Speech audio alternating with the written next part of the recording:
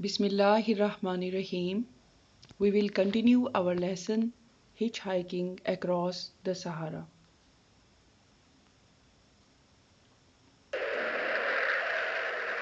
From Tamanrasset to the land of thirst and death, the problems he faced on the way to the land of thirst and death. The most difficult and dangerous part of the journey began when the party decided to look for a well which was marked on their route to refill their water bags.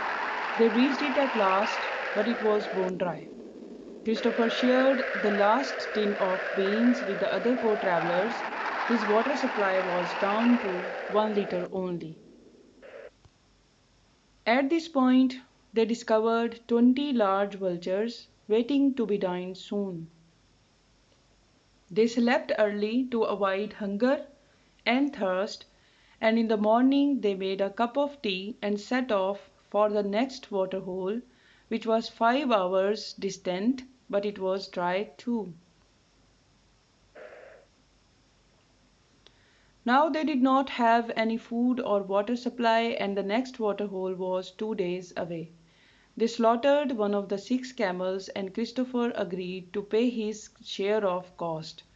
A greenish liquid-like thin blood was collected in a water bag.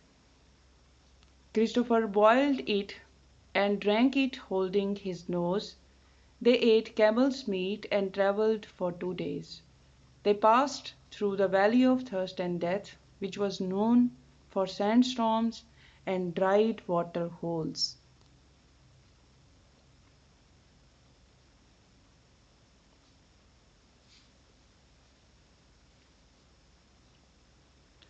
Through the valley of thirst and death, Christopher experienced a sandstorm. The camels changed their course towards the nearest depression in the sand. Soon the horizon changed its shape and the dunes seemed to be on fire.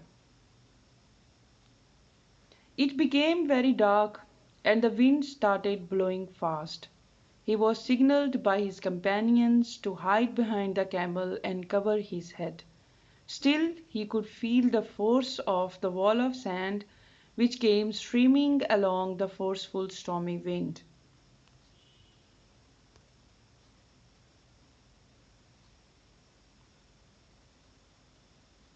The particles of sand made way through his clothes and pricked him like needles. The sand piled up on the top of him in half an hour. This reminded him of an incident when a sandstorm buried a huge caravan of 1,200 camels without leaving a trace of them.